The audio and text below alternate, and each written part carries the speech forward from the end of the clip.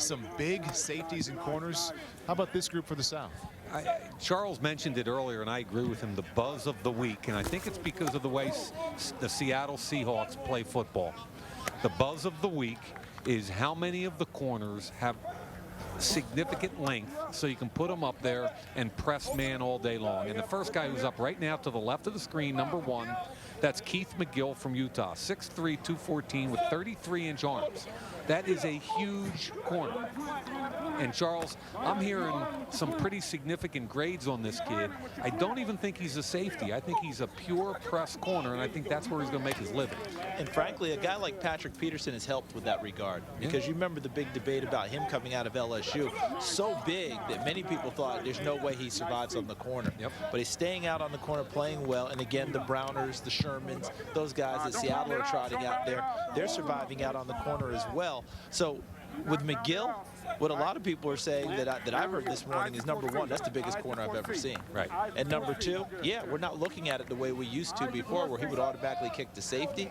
They want to see him get every opportunity to stay out on the corner and affect play there. I think he's a corner now. Paul, I'll tell you what's interesting is I've had a conversation today with 3 different defensive coordinators about the long corners, and all of them have told me they've already mentally changed the position of about 3 or 4 of these long corners to safety.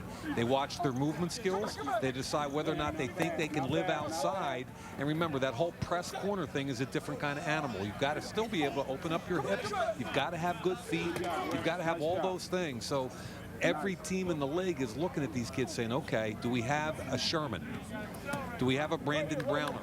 Or is it going to be a Cam Chancellor that we got to kick inside?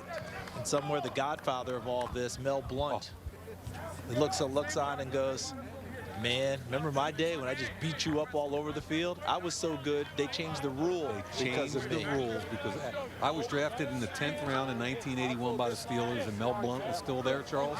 He was chiseled, and he and Donnie Shell, you couldn't beat them to the front of each line in training camp. They hustled so hard. It was awesome.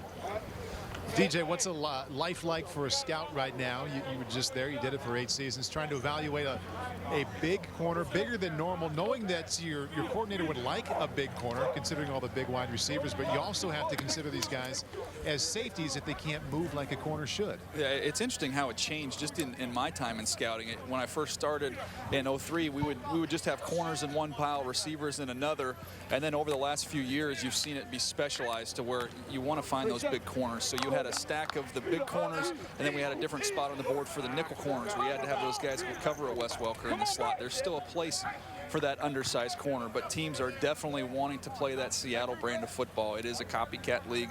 To be able to press people and get after people at the line of scrimmage with a big corner, that's the priority. So they've really separated them. And then on the offensive side of the ball, do the same thing. You have the outside guys, and you have a separate place on the draft board for your slot receivers. So the game has become a little bit specialized. And DJ, I think was also happened when you talk about that big corner everyone's looking for. You're no longer rejecting the small safety now, are you? Because of the way the game is played, the run game isn't quite the same effect as what it had before. So now you're getting that Tyrann Mathieu effect, where they'll swing a guy back to safety, can cover in the slot, can make dynamic plays. We're looking at a number of these safeties here. They are not huge people. No, that's a good point. And another interesting thing is when you look at the Pete Carroll tree now, with Seattle having success, we see now Jacksonville with Gus Bradley out here. Though when you talk to the scouts of these two organizations, they love scouting in this system because they don't reject people. If you have a huge safety, maybe he's a box guy, okay, that can be your Cam Chancellor. What if you have an undersized guy who can cover? They can play that Earl Thomas role. So they want good football players. They're not in the business of rejecting people.